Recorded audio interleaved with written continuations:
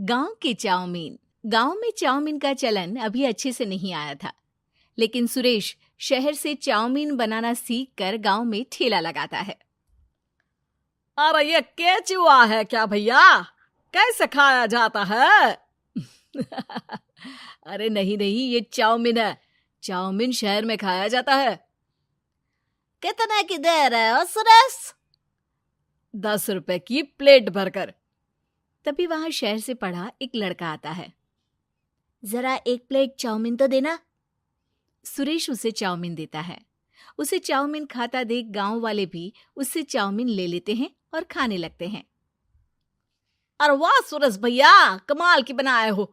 2 plate मेरे बच्चों के लिए भी पैक कर दो। बस फिर क्या था, सुरेश का ठेला लगता है और चाउमीन खरीदने वालों की लाइन लग जाती है।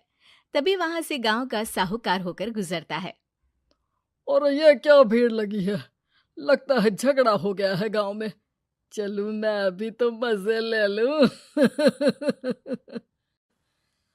अरे कहाँ है, इतनी भीड़ लगी है यहाँ? लड़ाई हो गई है क्या?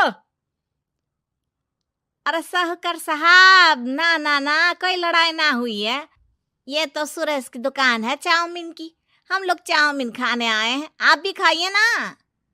साहूकार चाउमीन खाता है और सुरेश की तरफ देखता है, जो सारे दिन के पैसे गिन रहा होता है। अरे सुरेश, क्या लागत है इस काम की? अरे साहूकार जी, आप अब आए हैं तो ये पूरे 10,000 रुपए ले जाइए, जो पिछले साल शहर जाने से पहले आपसे लिए थे ना। लागत तो क्या कहे, जो आपने दिया था उसी में सीखा भी है और दुकान भी खोल ली। अरे पैसे इतने जल्दी क्या जरूरत थी?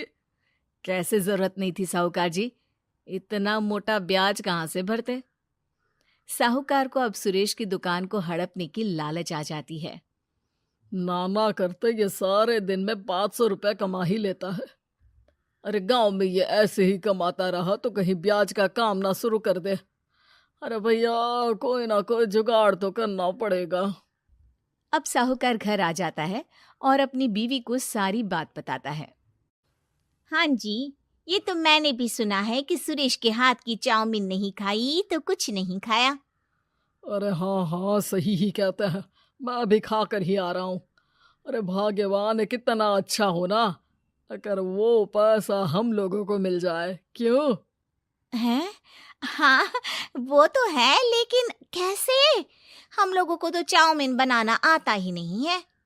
साहूकार और उसकी बीवी अब रोज चुपके से सुरेश के घर जाते हैं और खिड़की से उसे चाउमीन बनाते देखते। अब क्या था, दोनों को चाउमीन बनाना आ जाता है। फिर एक रोज, और सुरेंद्र, तुझे साहूकारनी ने बुलाया था। बोल रही थी कि बेटे के जन्मदिन में 10 किलो चाउमीन का ऑर्डर देना है। बना दोगे ना? अरे हाँ हाँ साहूकार जी, मैं जरूर बना दूंगा। कब देना है घर में 10 किलो चाउमीन? अरे वो तो तू घर आकर बता कर लेना, मैं नहीं बता पाऊंगा। ठीक है, शाम को काम निपटा कर आ जाता हूँ। सुरेश साहूकार के घर जाता है, लेकिन वहां मियाँ बीवी मिलकर उसे बंधक बना लेते हैं। अरे मुझे क्यों बांध रखा है? मुझे छोड़ दो। आज से तेरा ठेला मैं लगाऊंगा और बहुत सारे पैसे कमाऊंगा। साहूकार एक आदमी को सुरेश की निगरानी में लगा देता है और वहां से चला जाता है। अगले दिन, अरे साहूकार जी, आप कब से चाउमीन बेचने लगे और अपना ये सुरेश कहाँ गया? अरे वो तो शहर गया है, उसका कोई काम निकल आया था। बोल रहा था कि जब तक वो ना आए तब तक मैं ही उसके ठेले का काम कर दूं। पैसे भी तो बहुत उधार ले रखे थे उसने। लगता है कर्जा भरने के डर से भाग गया है। अरे पर वो तो बोल रहा था कि उसने सारा कर्जा उतार दिया है, और वो क्यों भागेगा? इतना तो कमा रहा था। अरे मुझे क्या पता। अरे चाउमीन खाना है तो बोलो, नहीं तो भागो यहाँ से। अरे हाँ हाँ, दे दो दे दो। अब तो चाउमीन खाना पूरे गांव के लोगों के लिए आदत ही बन गया है। ना खाओ तो नींद ना आए। हाँ हाँ, तो लो और निकालो 50 रुपए। 50 रुपए क्यों? सुरेंद्र तो 10 रुपए में देता था। अरे वो पागल था, मैं थोड़ी ना हूँ। गांव वाले, जिनको चाउमीन की लत लग गई थी, वो करते भी क्या? दे दो, और ये लो 50 रुपए। लेकिन फिर साहूकार उन लोगों को प्लेट में थोड़ी सी चाउमीन रख देता है। अरे ये क्या, पैसे 5 गुना ज्यादा और चाउमीन बस इतनी सी। अरे साहूकार साहब, भगवान से तो डरो। बस फिर क्या था, साहूकार की मन मर्जी चलने लग जाती है और गांव वाले करते भी क्या। एक रोज मुझे तो लगता है कि सुरेश को साहूकार ने मार डाला होगा, क्योंकि उसका काम इतना अच्छा चल रहा था, फिर वो क्यों जाता, और वो भी साहूकार के हवाले दुकान करके। ना बाबा ना। अगले रोज भाग्यवान, देखो तो जरा, इस सुरेश भी ना कितना पागल था। जिस काम से वो ज्यादा पैसे बना सकता था, उससे इतने कम पैसे छाप रहा था। 50 रुपए प्लेट में भी गांव वाले खूब खा रहे हैं चाउमीन। हाँ जी, और जितने में वो लोगों को 10 प्लेट खिलाता था भर भर कर हम लोग उतने में 20 प्लेट बना रहे हैं। क्यों जी? वहीं सुरेश रोज भगवान से मांगता कि बस एक बार वो किसी तरह वहां से निकलने में कामयाब हो जाए, लेकिन उसकी हर कोशिश नाकामयाब होती। फिर एक दिन, अरे भाग्यवान, ऐसा कुछ करो कि चाउमीन बनाने का खर्चा आधा हो जाए, जिससे हम लोगों को और मुनाफा हो। ना जी, मुझे तो कोई तरकीब ना सूझ रही। अरे सुनो, एक काम करते हैं। चाउमीन बनाने में जो सब्जी लगती है वो मंडी में लेने तुम देर रात चली जाना। तब तक वो सारी सड़ी गली सब्जी जो दुकानदार वहीं फेंक जाते हैं, वो उठा कर ले आना फ्री में।